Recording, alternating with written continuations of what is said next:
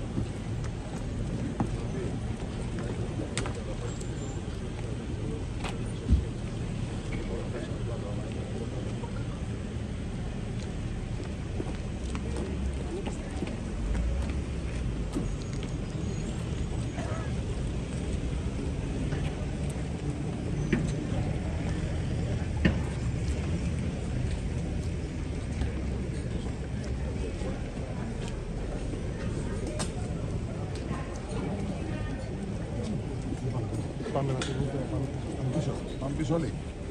Έλα, πάμε τώρα. Πάμε να πούμε μέσα.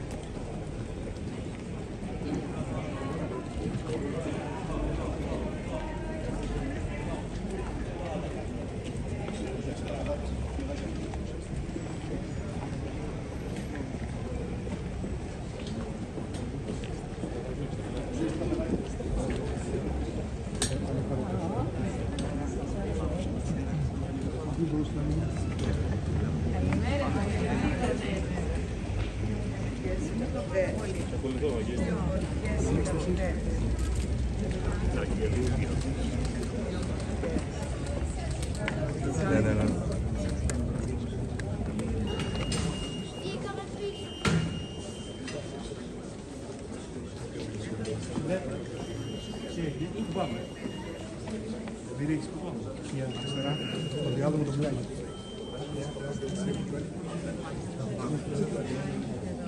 Είναι όλα τα χωριά. Τοπικά προϊόντα. Ακριβώς. Με τοπικά προϊόντα που θα κάνει κυρίες. Και προφανώς η Παναγία πρόσφυγε.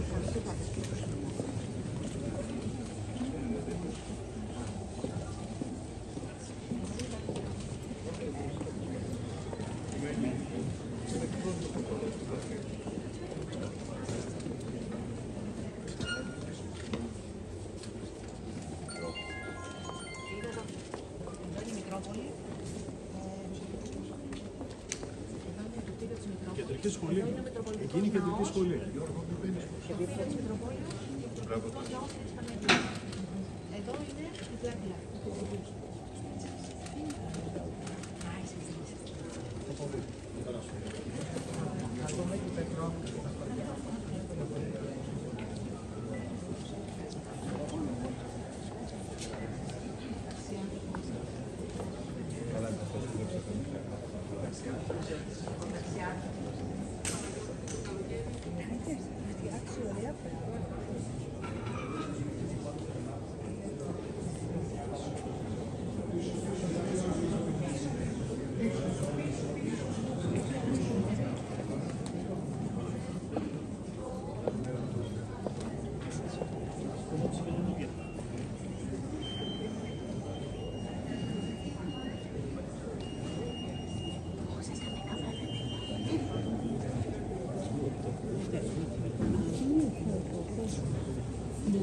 Ξέρεις να το χειρίζεις εργαλείο.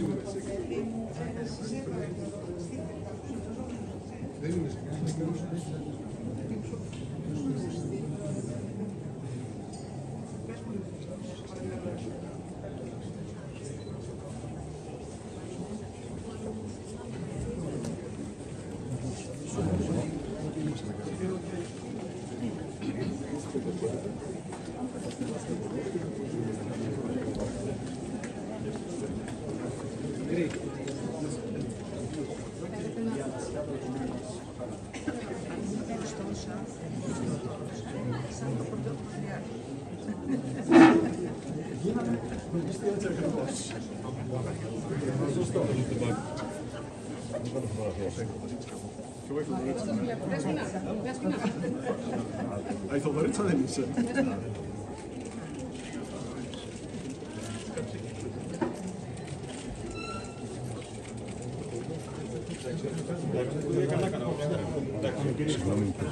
Κανένα πρόβλημα.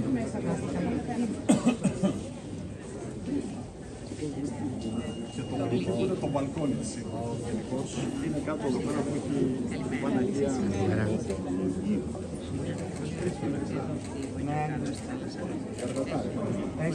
Παντού και να ξεφυρίσει. Δεν είναι.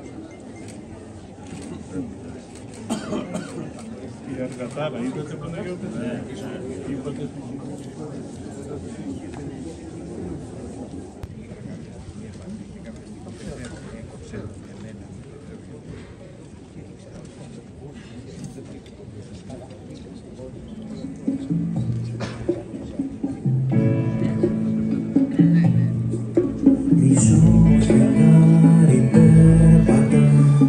Στη Συμβρούτα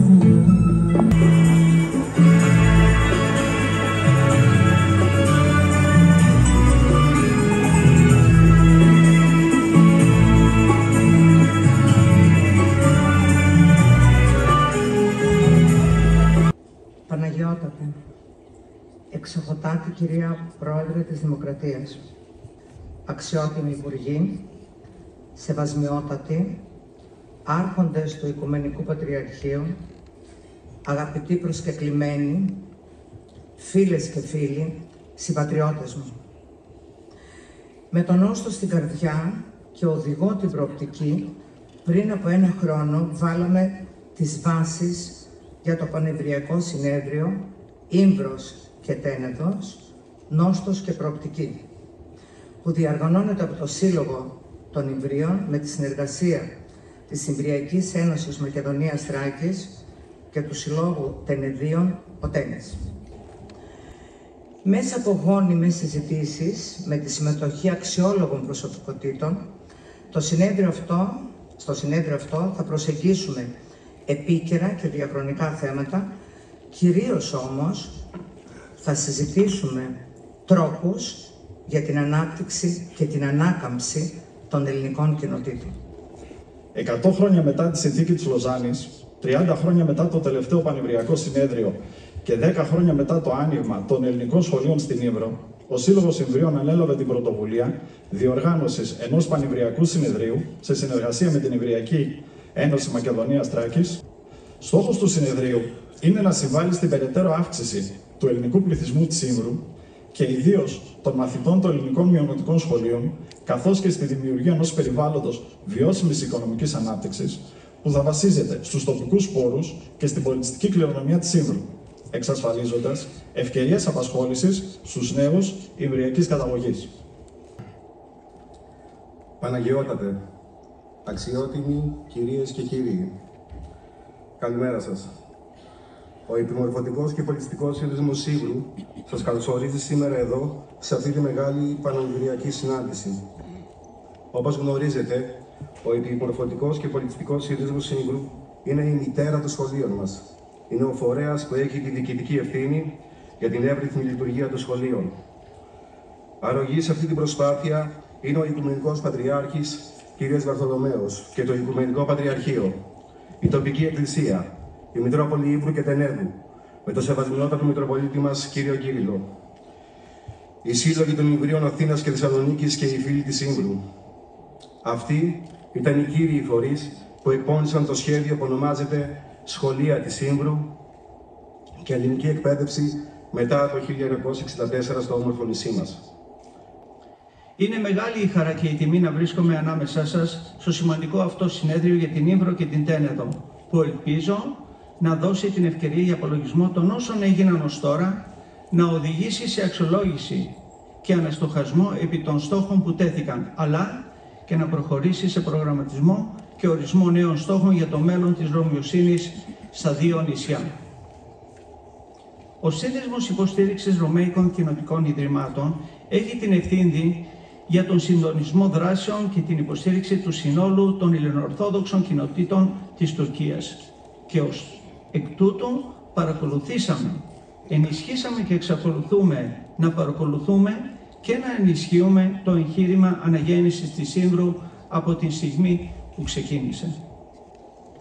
Με την χάρη του Θεού βρισκόμαστε σήμερα σε αυτή την ευχάριστη θέση και σε αυτόν τον υπέροχο χώρο και ξεκινάμε την πραγματοποίηση ενός συνεδρίου για την πατρίδα μας, τον τόπο μας, τα νησιά μας, την Ήμβρο μας και την Τένεδό μας.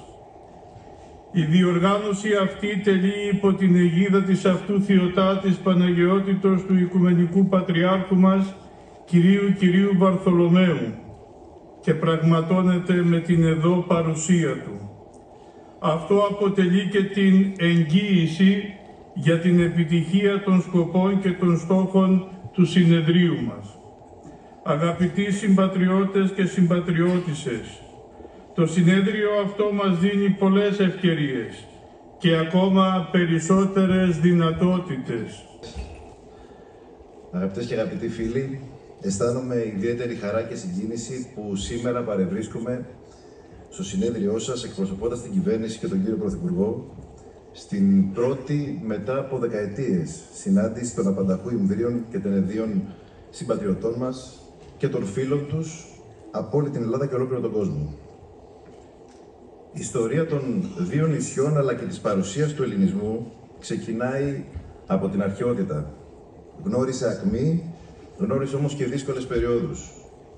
Η ελληνική κοινότητα στην Ήμβρο συρρικνώθηκε, ενώ στην Τένεδο έμειναν λίγες οικογένειες. Η πορεία και οι λόγοι της συρρίκνωσης των άλλοτε ακμαίων ελληνικών κοινοτήτων της Ήμβρου και της Τενέδου έχει εκτενώς συζητηθεί εντός και εκτός Ελλάδας, έχει καταγραφεί σε εκθέσεις και ψηφίσματα διεθνών οργανισμών, με ενδεικτικό ψήφισμα του 2008 της Κοινοβουλευτικής Συνέλευσης του Συμβουλίου της Ευρώπης, που συνέστησε στην Τουρκία συγκεκριμένα μέτρα για την αποκατάσταση και τη διατήρηση του πολυπολιτισμικού χαρακτήρα των δύο νησιών, ώστε να αποτελέσουν υπόδειγμα συνεργασίας μεταξύ των δύο χωρών με απτά αποτελέσματα για το γηγενή πληθυσμό. Ήμβρος και Τένεδος, δύο νησιά ανάμεσα σε χιλιάδες νησιά του Αιγαίου.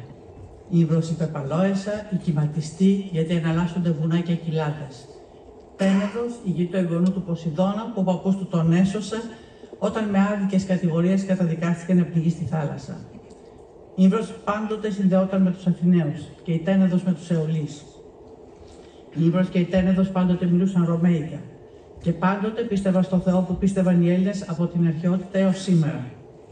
Βαθιές οι ρίζες του δέντρου μοιάζουν αιώνιες, αλλά τα κλαδιά του πολλές φορές κόπηκαν βία και άδικα. Οι Ήμβροι όμως και οι Τενέδοι είναι πολύ επίμονοι άνθρωποι. Αγαπούν τα νησιά τους με τέτοιο πάθος που δίκαια κάποιος μπορεί να πει ότι όπου πάνε, εκεί πάνε και τα νησιά τους. Και όταν επιστρέφουν στη γενέθλια γη, αυτή τους καλωσορίζει γιατί είναι σαν να μην έφυγαν ποτέ. Κύριος Βαρθολομαίος θα απευθύνει την κεντρική ομιλία στο Πανηβριακό Συνέδριο Ήμβρος και Τένεδος, Νόστος και Προοπτική. Παναγιώτα.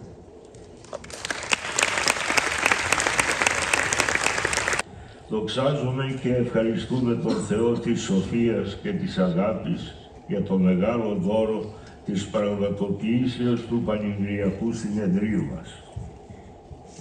Μετά Θεόν, οι ευχαριστίες μας στρέφονται προς όλους εκείνους οι οποίοι εμόχθησαν για την προετοιμασία του συνεδρίου, η οποία ήταν καθεαυτήν ένα δύσκολο εγχείρημα, ένα άθλημα.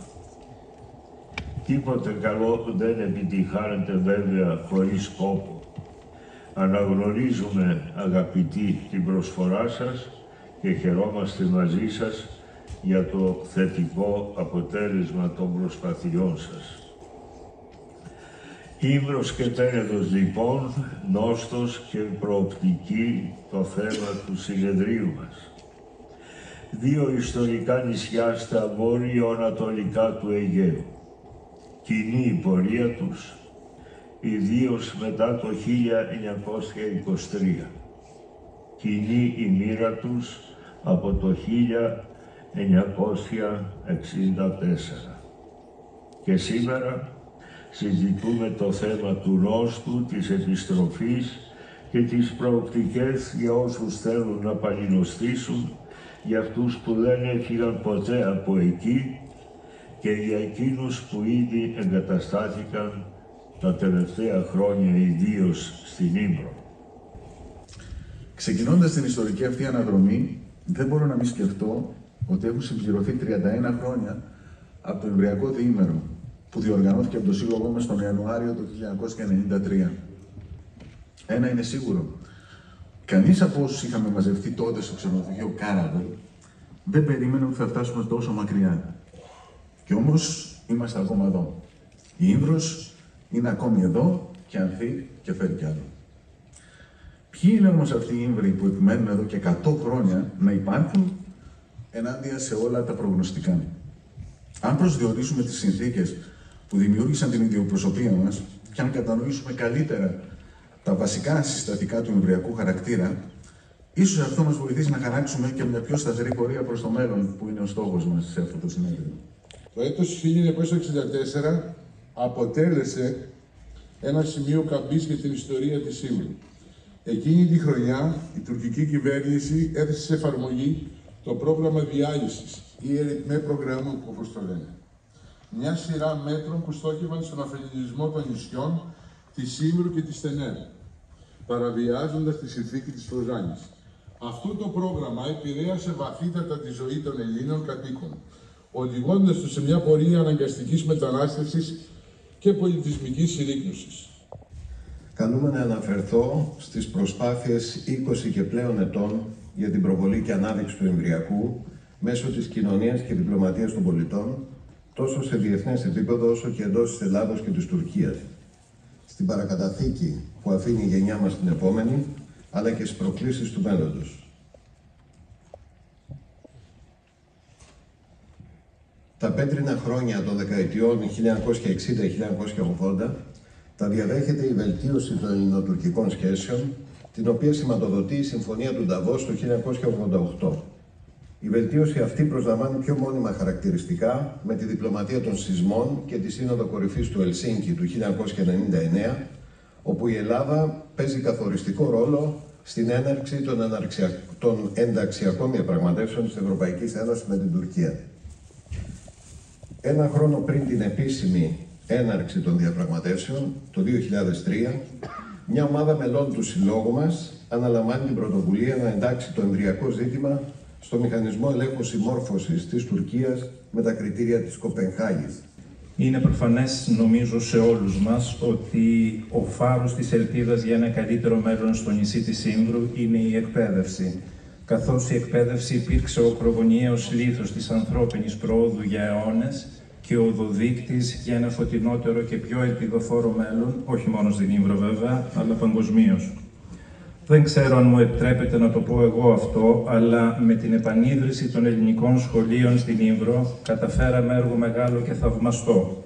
Και αυτό το έργο ήταν αποτέλεσμα στενής συνεργασίας των εμπλεκομένων, του Οικουμενικού μας Πατριαρχείου, των συλλόγων μας και των φίλων της Ύβρου, όπως του Άρχοντος κ. Λάκη Βίγκα, αλλά και κατανόησης και υποστήριξης που τύχαμε από τις τουρκικές αρχές.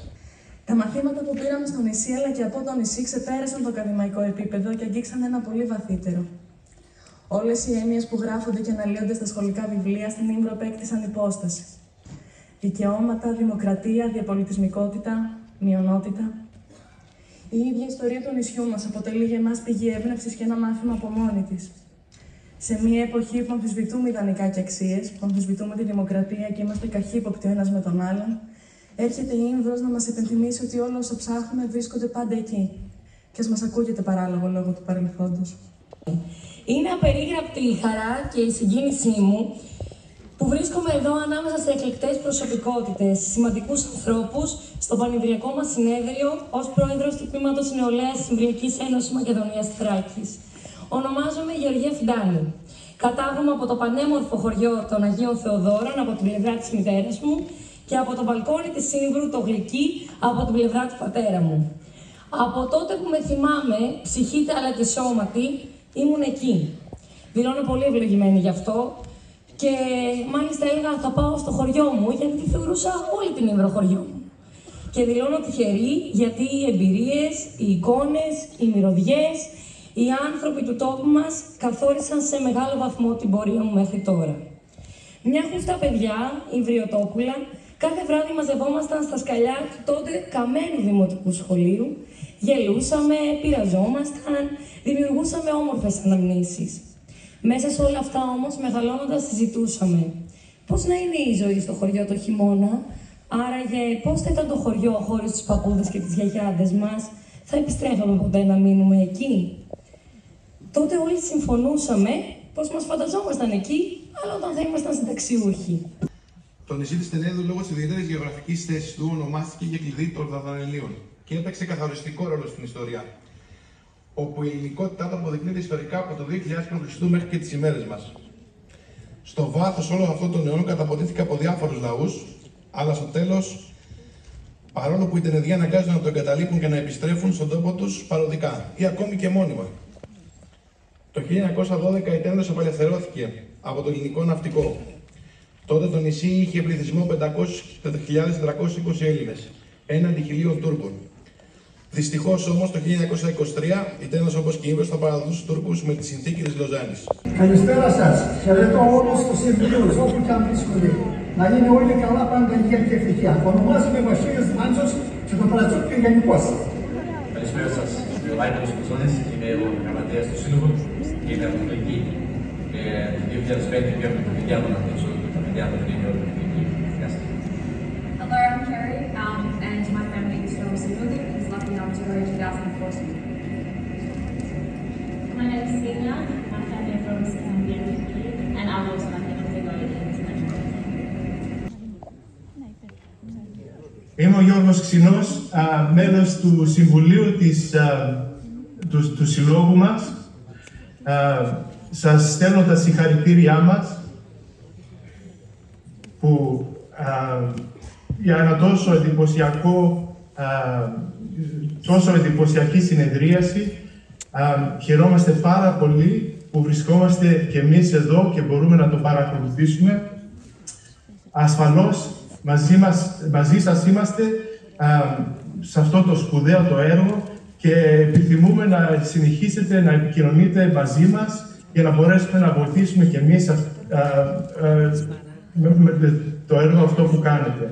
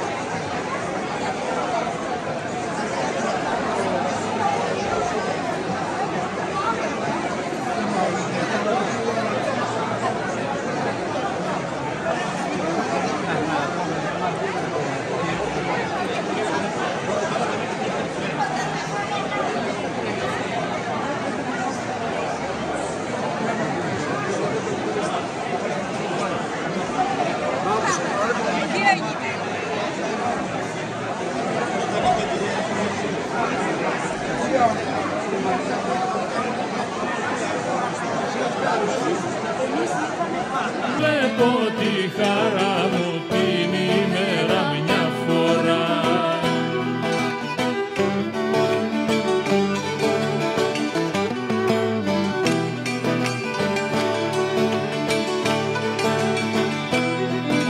Τα μαύρα μάτια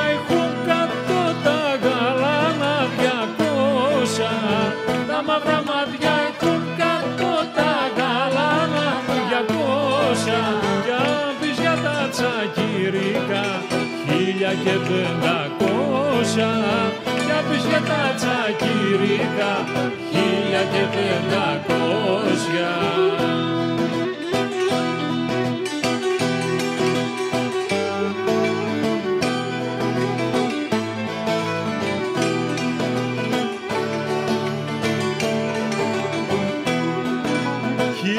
Χιλιάδες κύματα θάλασσες κι αν περάσω χιλιάδες κύματα θάλασσες κι αν περάσω Παναγιά στην Ήγορο θα σε πάρω δεν σ' αφήνω μα την Παναγιά στην Ήγορο θα σε πάρω δεν σ' αφήνω.